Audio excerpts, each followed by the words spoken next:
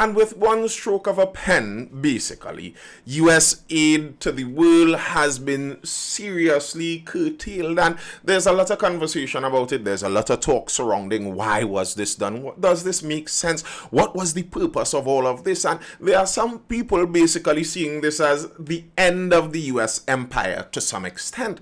And if that's the case, many of the anti-imperialist folks in the United States and folks in the world that are anti-imperialist when regarding the United States, they should be happy. Strange enough, not everyone is happy about this. So there seems to be some people who are invested seriously in the United States continuing to give aid around the world, assistance, help.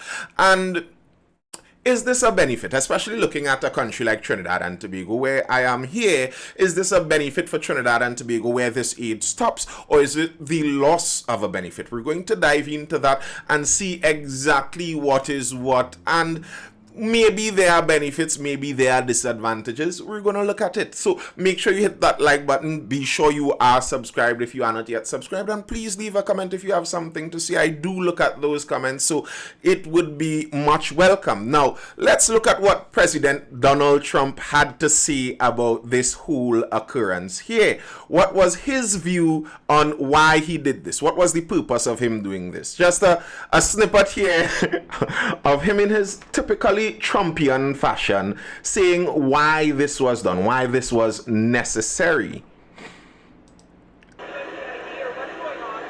Well, it's been run by a bunch of radical lunatics, and we're getting them out.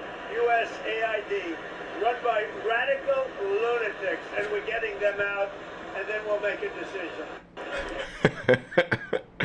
Very, very, very typical Trump nature in how he said that it is run by a bunch of lunatics and they're going to get them out. USAID has been run by lunatics for a long time now, and the aim now is for Mr. Trump to get them out. So they're basically looking to stop most of this, and then when they restart it, they'll be looking at everything in specific to see if it's all needed, if it is all necessary, if in fact it does help. Now let's look at this with a little more particular look at Trinidad and Tobago. So we'd see where this aid has been going in Trinidad and Tobago and some of the effects that we might be seeing here with the stop of this aid. Jumping into an article from The Guardian here. Unease over Trump's plan. Red Cross, FPA among TNT agencies facing funding cuts. We're going to see exactly what those agencies were up to and why they may be facing funding cuts right now. 2 days after several United States funded agencies and programs, partially or wholly funded, were alerted to freeze spending, including to foreign countries. A federal judge yesterday issued a temporary injunction. All of that's United States business. Now, let's see what it has to do here. The US is TNT's largest trading partner and receives millions to support initiatives in national security and education. The counter-trafficking unit in the Ministry of National Security, for example, is funded by the US government. In addition, the US supports the UNHCR and has supported efforts to get Venezuelan migrants into the school system. The UNHCR is the Human Rights Council on Refugees, I believe. That's that refugee group inside of the United Nations, and they are somewhat responsible for the influx of Venezuelans in Trinidad and Tobago. If you are one who is more given to being magnanimous and caring, you really care about our Venezuelan neighbors and what's going on with them, the tragedy that they're basically facing here, maybe that's not a bad thing to you. Maybe you are enthused by the idea of an agency facilitating the arrival of Venezuelans into our land and helping them to become more comfortable here. But as some might have the view, not everyone would be happy about this. So to think that a foreign country is sponsoring an organization in our country that facilitates the influx of another country's migrants into our country. That's a bit strange. When you really think about it, that's a bit strange. The US is sponsoring Venezuelan migration into Trinidad.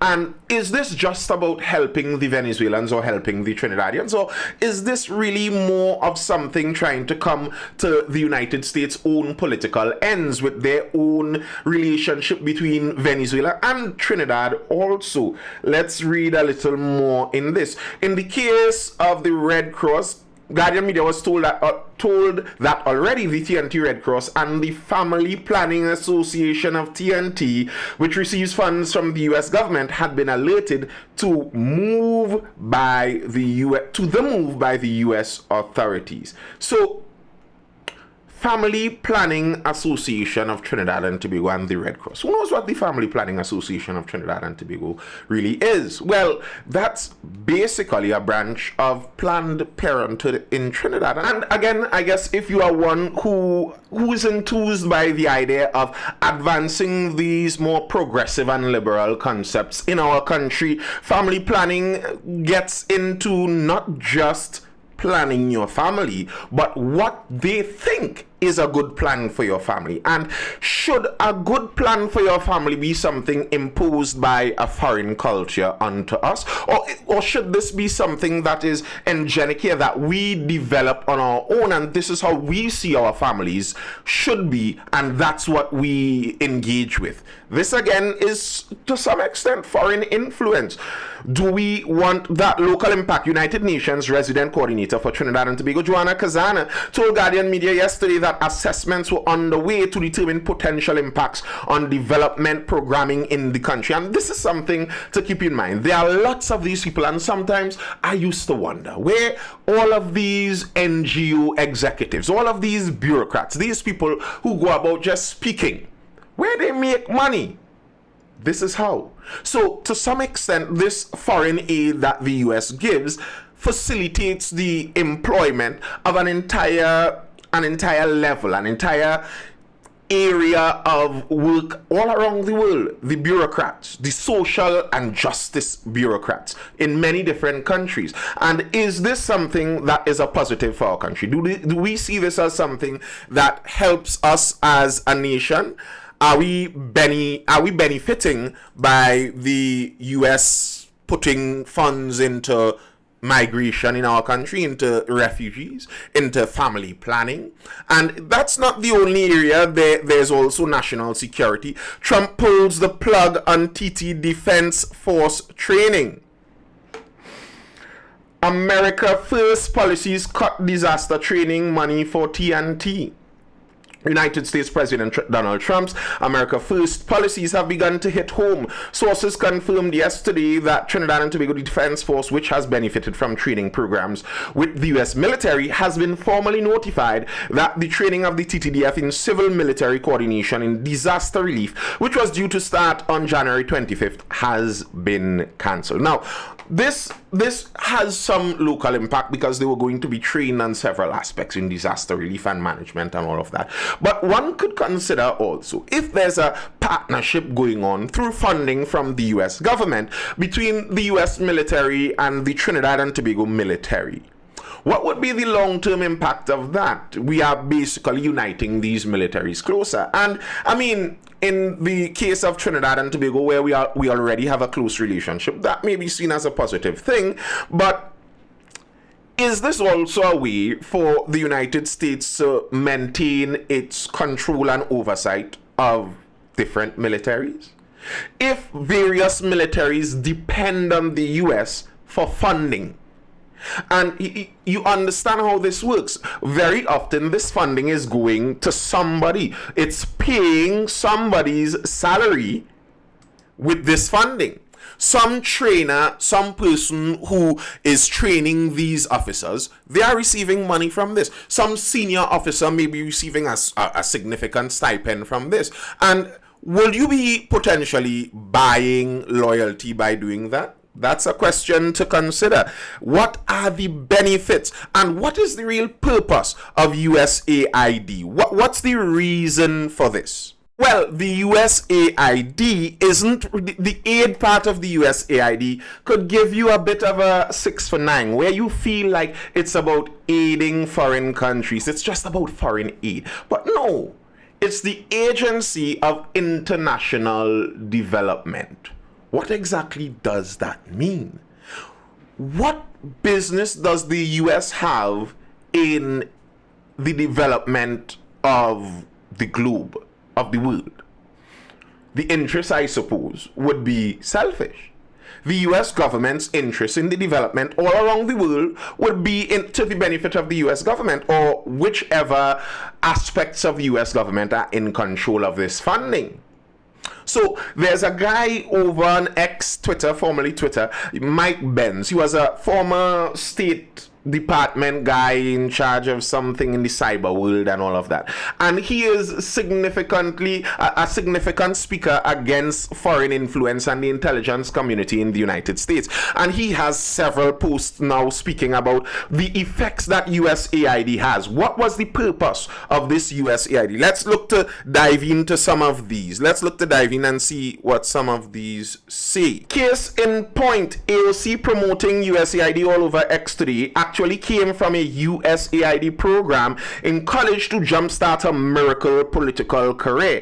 And he's responding to himself. What he's saying, what you'll quickly find as you enter the amazing USAID vortex of despair, is that virtually every powerful political and financial motor of American society that promotes and lobbies for USAID is either directly on USAID's payroll, works at a place that is, or his or her donors do. In other words, what he's saying here is that there are several people with their hands in the USAID cookie jar, and that makes it that anytime the funding here is cut, there are lots of seemingly very important people that raise their voice in uproar. How could you allow this to happen? People are going to die. There are people going to suffer all around the world. And then you dig 2 layers underneath this and you see that they are directly being paid by this group. Yes, USAID gives money to mobs of striking protesters so they can collect no-show job salaries while striking and doing street protests. The military under Joe Biden and Mark Milley openly plotted to incite race riots in Africa, then use USAID to swoop in and give striking protesters no-show jobs and on US taxpayer dime so they could keep getting paid while striking and protesting in the streets. So he's theorizing, he's suggesting that US aid was responsible for some of the unrest you see in South Africa, where they go there and they pay protesters to stay on the streets all the time. Now, consider that. To some extent, a protester could only protest as far as their resources can land them. But if you have a foreign country paying these protesters, then these protesters could stay on the street 24/7, and it gives a false image of where the country is at. And this is something that they say the USAID has done all over the world. They have done it in Venezuela, they have done it in Cuba. It's something they have repeatedly done, where their aim is to pour money into the country, to influence the country into the direction that benefits the US. As Donald Trump said in the original piece there, it was handled by lunatics. And if he's speaking about lunatics, chances are he would be speaking in a political lens by and large. So when he says lunatics, who would he be referring to? By and large, I suppose, it would be the left-wing side in the United States, that more liberal, progressive style of politics. And if you're looking at the liberal, progressive style of politics, what are the things that they see as foremost in their mind? Climate change, by and large. Abortion, or as they call it, women's health. But by and large, it's abortion because that's the piece that they are in disagreement with the other political sectors about. So you have the climate change, you have abortion and the family planning stuff, and then you have the race relations in terms of equity and representation and all of that. So those 3 things you might think, if indeed USAID was run by fanatics, that's the aspects that they would be most significantly funding. And when we look again at Trinidad and Tobago, and where we see funding in Trinidad and Tobago. We see funding in family planning. We see funding in the agricultural department. And you look at the agricultural department in Trinidad and Tobago and you wonder, okay, where's this funding going? Are they just expanding this agriculture to help Trinidad feed itself more? Not necessarily. They are talking about climate concerned agriculture and techniques in agriculture to deal with climate change. And then they fund rehabilitation projects, crime solving projects. And okay, let's look at this. Over the last decade or so, has crime decreased in Trinidad as USAID has funded us? Have we seen a dramatic change in the direction of our criminal activity? So then what's the purpose of this funding? And you go into the purpose of the funding and you see they talk about things like trauma-induced social emotional learning is what they aim to do with these young people that need this help. And they talk about equity and gender parity. And they are serious funders of many of the women's rights organizations in this country. They are funders of many women's groups that seek to equalize the number of women in different areas in the public sphere. Now, that may be seen as a positive thing by some, but is this something you want a foreign power funding? Or is this something that as a country you are supposed to develop? Because there are cultural differences between Trinidad and Tobago and the United States. And if there are cultural differences, should we allow an agency, or should we welcome or want an agency that basically funds cultural training programs? That's a large part of what they do. They attempt to train the culture in justice, train the culture in farming, train the culture in defense. They're training culture. It's not like they're coming in here and only sponsoring buildings and roads and infrastructure and allowing us to develop our own unique culture. No, their aim is to mold, manage, and shape our culture. And is this something that will be to our benefit? Is this something that as a country we want? And you can ask this as any country in the world. Is this something that many countries should encourage, should welcome? Do you want American progressives using billions of US dollars to change, sway, and direct the policy and culture of your country? Because to a large extent, that is what is tied to US aid. Tell me what you think. That's all I have for now. Give me your opinion on this. Drop your comments in the comment section. I'll be reading those. Until the next video, see you.